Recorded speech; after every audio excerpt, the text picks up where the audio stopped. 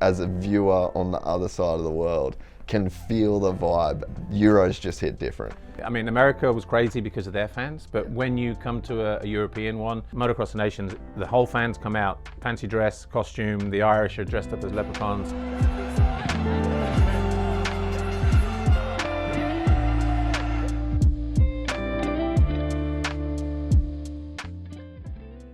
I met a gypsy.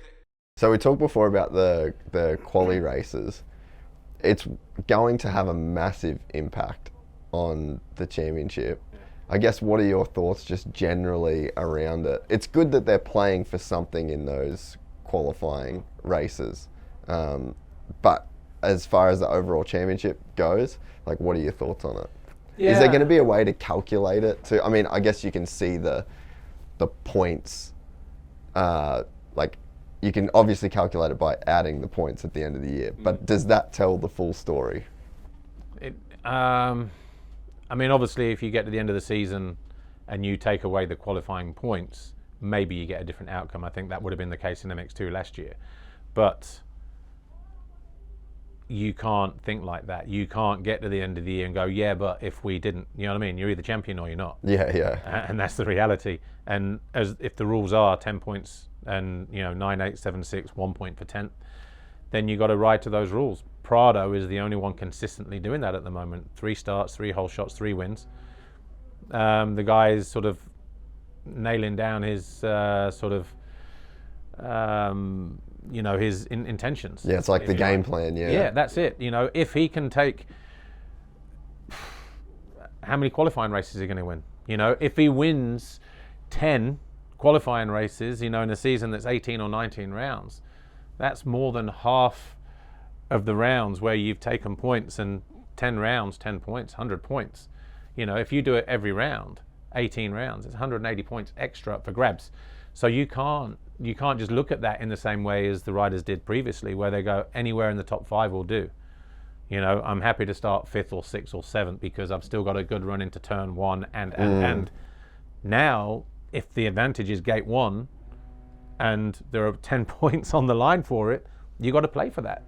And if you're not already ready for that by the time that gate drop comes on a Saturday afternoon, where those points are up for grabs, and at the moment, when you look at the stats, 3 wins, there's only one rider really showing up for that race, and it's Prado. I don't know if everybody else has just not computed how important that race is yet. But it's such a different style of... It's a sprint race for points. Yeah, it's such a different mentality, and to have the advantage that Prado has with starts, like, it's just mentally, he's on a different level in terms of, like, the belief that he would have in taking those starts. And actually, it would be interesting to hear what other riders' thoughts are on that. If I went around the paddock now and if I brought it up, I probably wouldn't I'd just get the standard, brick wall answer of whatever else, whatever that might be. But would they actually, outwardly say that qualifying race benefits someone who is naturally good at starting, someone like the number 61? I doubt it, because he's their main rival. They won't want to feed into that narrative, yeah. And so, but on paper, it's black and white. There's 30 more points come into his championship compared to an up and down, sort of points. You look at Jeffrey, 1 point in Argentina for 10th. Yeah, 9-point swing's crazy before you even get going, eh? So, and then you look at how that troughs and peaks, sort of throughout the season. Yes, it will have a detrimental effect on the championship with so many points on the line. Of course it will, but at the end of the day, if you're not racing for those points, then have you only got yourself to blame?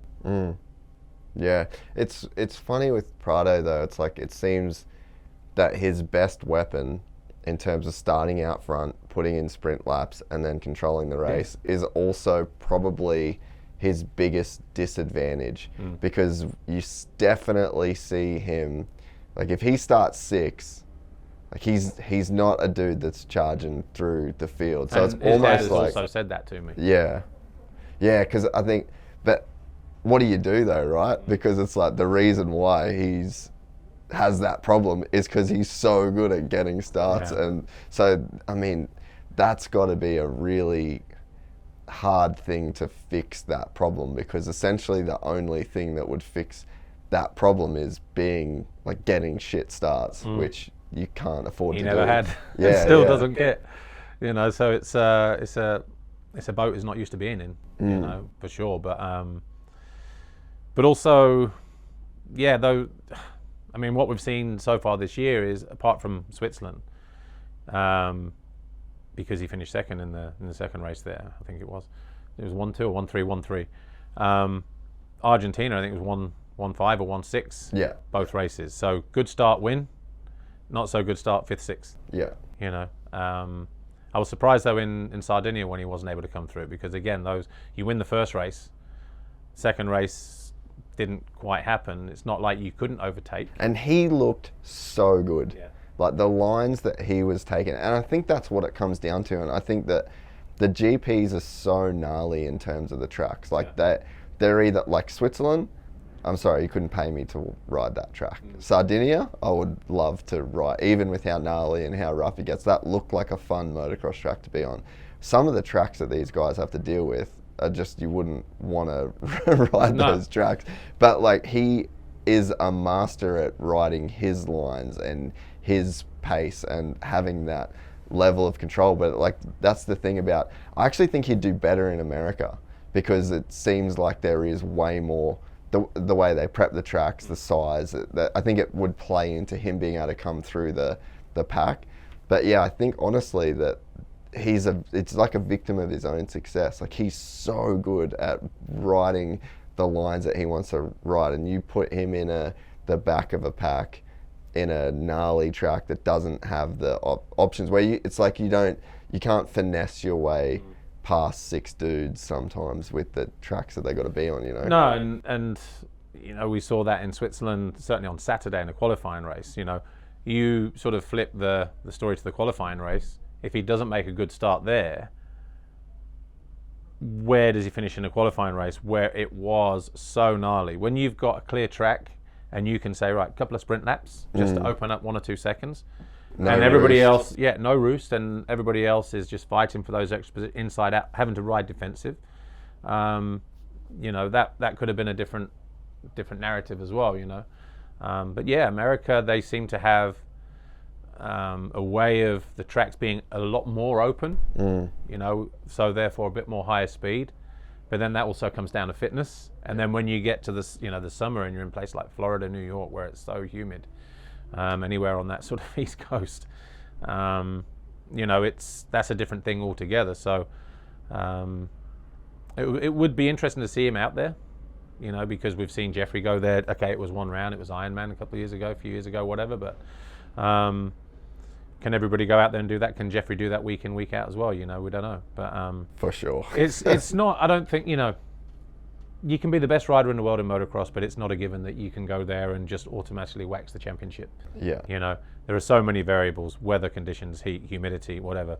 Learning the track for 5 minutes before you got to put a time lap and then go racing. Yeah. The whole structure of how they ride in AMA compared to MXGP, completely different. It's like going a go-kart race and doing whatever your format is locally at go-kart, and then going to Formula One, where you've got all this track time in a car on Friday, all this track time, and then qualifying on a Saturday, and then your morning warm-up and then your race on the Sunday. It's the same in MXGP. You get the 20-minute free practice, 20-minute time practice. That's where you start to see the lap times come down, because that determines your grid position for a qualifying race, which is 25 minutes. You get a 15-minute warm-up on Sunday, and then by the time you come down to your 2 races, which are 30 plus 2, you've already had some decent time on the track, and a lot of riders through the COVID, through the pandemic situation, when we were down a 1-day format, Europeans on Saturday, practice, which morphed into time practice, and then your 2 races. That was the same for MX2 and MXGP on Sunday. Some hated it. Some loved it, because it's literally 1 day, turn up, bring it, leave, see you again on Wednesday, same format, see you again on Sunday. Some riders needed that track time on Saturday just to get rid of arm pump, just to feel comfortable, just to work some things out of the bike, whether it's tires, suspension, some fine tweaks here or there, mapping, whatever, gearing. And when you have a one-day format in America, that's what it is. It's literally, you turn up, you have to be on the top of your game. Even when the Americans come over from Motocross Nations, or the American-based riders, come over from Motocross Nations, for them to get a 45-minute free practice on a track they've probably never ridden. On a track they've never ridden is a luxury, because you don't get the same going the other way as a rider going from World Championship into AMA outdoor, because you've literally just got that, that free practice and the time practice, however it works there, and straight in. But 45 minutes just to learn the track. There's no pressure, apart from the pressure the riders might put on themselves, because they go there with a target on their back probably, and of course they want to have that sort of fast lap just to sort of their own shot in the arm, flex, and go, we're on your soil, and we've just popped in the fastest lap in our group, and there's 3 classes, don't forget. But yeah, I think for someone like Jorge Prado, it would be interesting, to see him out there. I know he's made some noises recently, but they're hot and cold at the moment, so whether he does end up going there or not, it's not the first time we've heard those rumors from him or his camp or whatever else. But initially when he was going for his second championship, we thought he would probably go there the following year, but he stuck around for MXGP instead. But he has been unlucky with injuries and health issues. He probably could have won a championship first time out, in 2020, but got COVID after winning the Belgian GP in Lommel. Showed up the next day with a positive test, and that was it. His season was done. Because of how closely packed together those next few races were. He couldn't be anywhere for 2 weeks. Well, then championship's done by then. Dislocated a shoulder, I think, in Maggiora, or missed Maggiora because he dislocated a shoulder the year after that, and crashed in Teufelstal with Jeffrey that time on the finish line. So, there's been a couple of times where possibly, and he was in the title hunt both times. Yeah. So there's another 2 titles that have gone begging there. If he wins this one, he could have already, it could be champ. 3 or 4 time, and maybe even looking at knocking on the door as a 5-time champ, joining Tim and Jeff, in the current crop of riders. We're excited to announce the launch of our new membership site, gypsytales.com, packed with exclusive content and perks that you won't find anywhere else. This is your chance to become a part of the Gypsy Gang. And as a special bonus, if you sign up to an annual membership, you'll be entered into the draw to win our custom-built TC125. Gypsy Gang.